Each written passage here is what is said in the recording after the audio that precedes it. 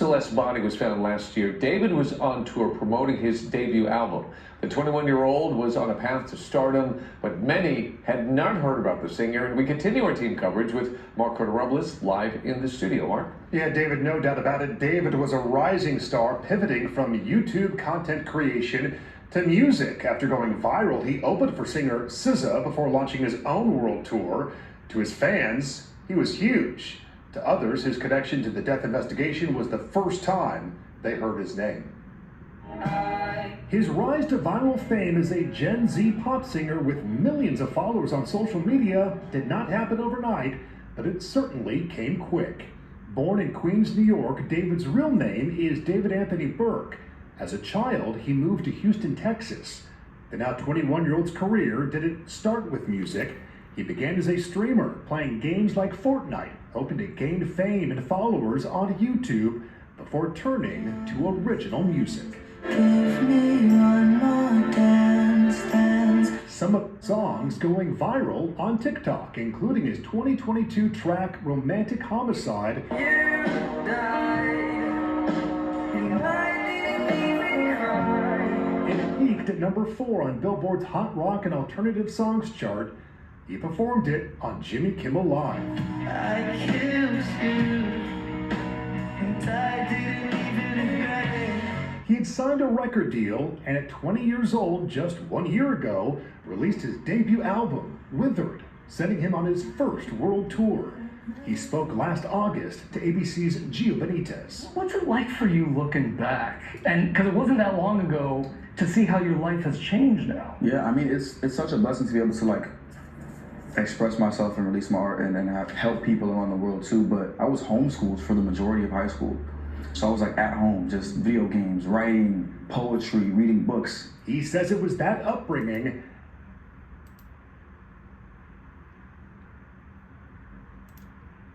Next one, we have been following this one for over a year now. Now learning that singer David has been charged with murder in the death of a teen girl found in the trunk of his car. He just pled not guilty to those charges here. So for more on this right now, let's go out to TMZ. That is where we find TMZ's Michael Babcock joining us here. And Michael, this has been something you guys have been following, and now we know the charges against him.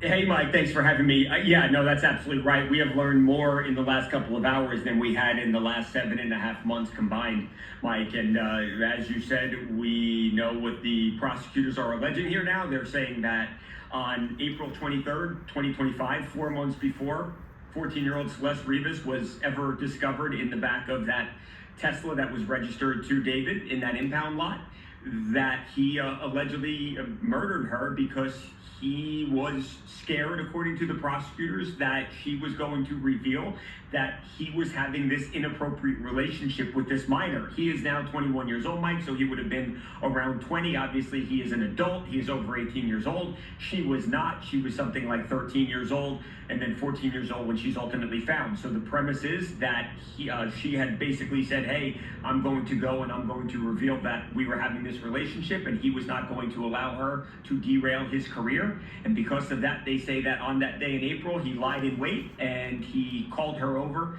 to his home in the Hollywood Hills. And when she got there, that he took her life.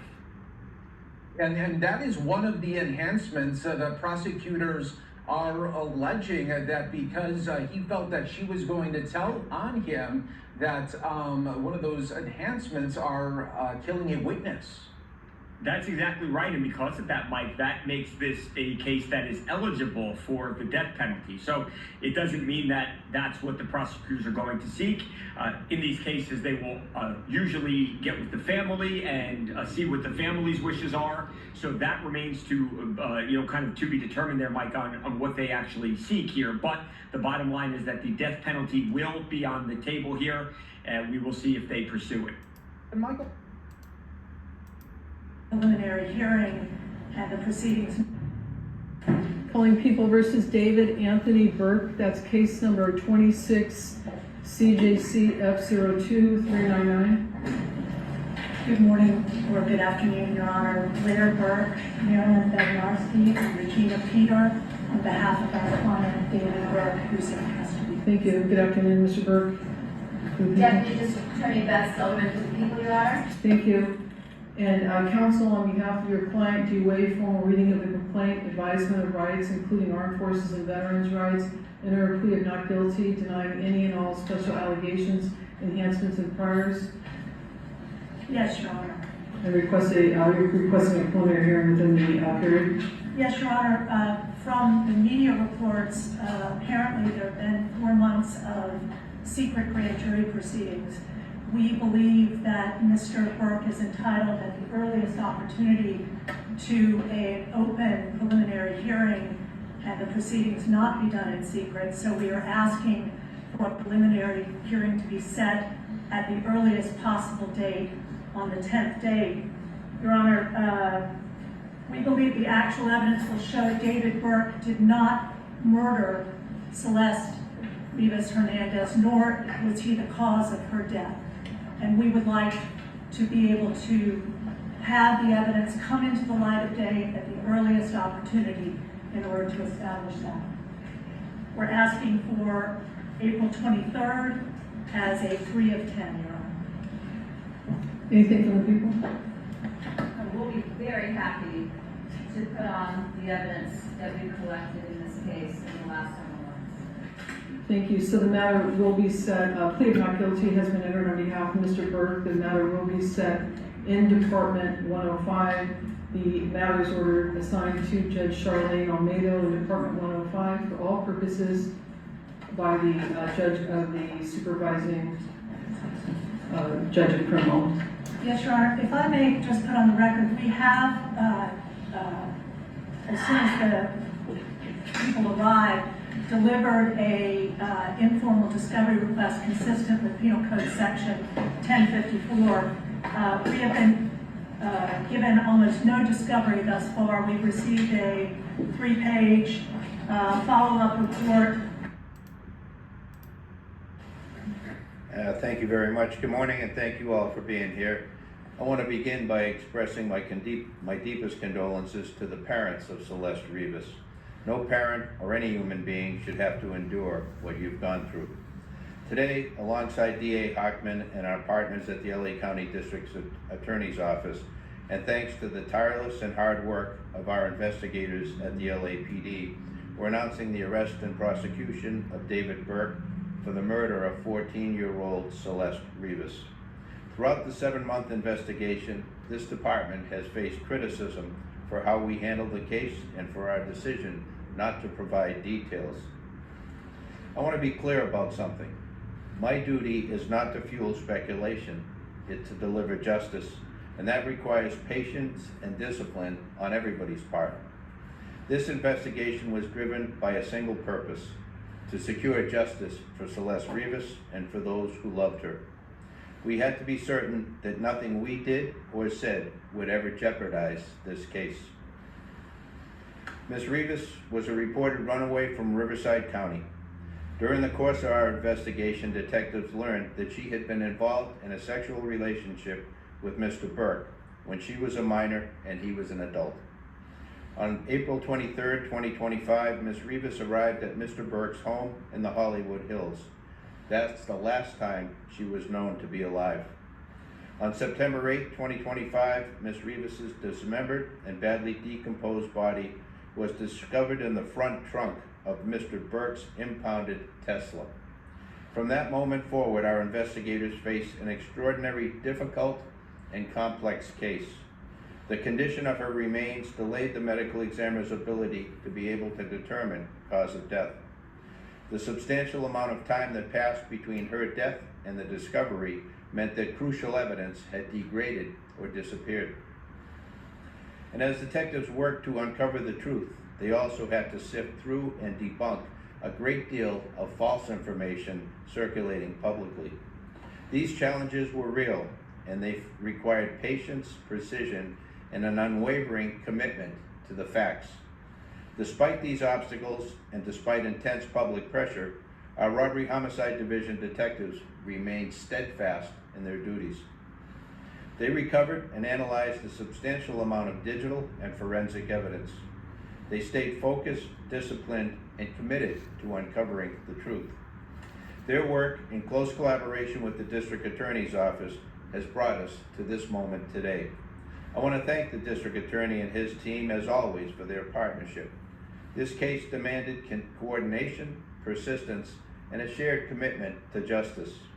Also, thank you to our media partners for showing up today and for sharing this important message with the public.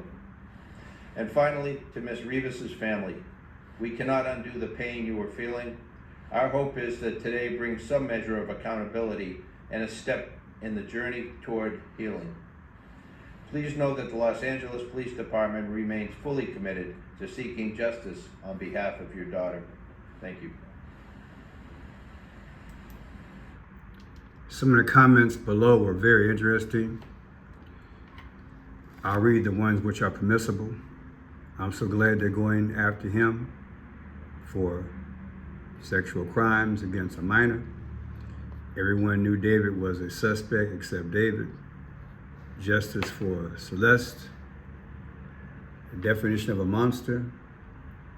That man is disgusting. He is going to prison forever. Rest in peace, baby girl.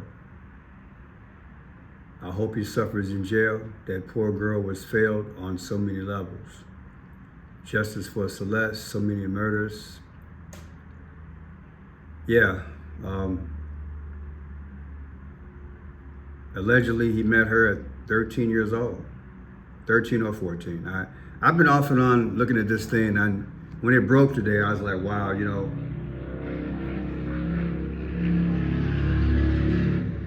they had arrested him the other day, and I'm like, I think they're going to get him today. It takes time. It takes time. A lot of criticism was going out there and speculation. When you don't have cameras, when you don't have witnesses, and then you have to go and get and search for information, particularly those who are close to either the victim or the one they say is the perpetrator, that takes time. And then you got to wait on the forensic and other things. You know, it just takes time. It takes time.